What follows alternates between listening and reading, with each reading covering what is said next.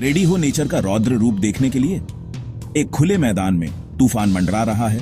काले बादल ऐसे घूम रहे हैं जैसे कोई पेंटर ब्रश चला रहा हो। अचानक एक बिजली कड़कती है और चारों तरफ बिजली की रोशनी फैल जाती है। क्षितिज सुनहरा चमक रहा है और तूफान के गुस्से से बिल्कुल अलग दिख रहा है। सुंदर सीधी सीधी जुताई वाली लाइनें दूर तक फैली हुई हैं और विंड टरबाइन लंबे खड़े हैं, जैसे इस नजारे की खूबसूरती को और बढ़ा रहे हों। इस अद्भुत नजारे को महसूस करो और तूफान की ताकत को अपनाओ। प्रकृति अपने पूरे वैभव में।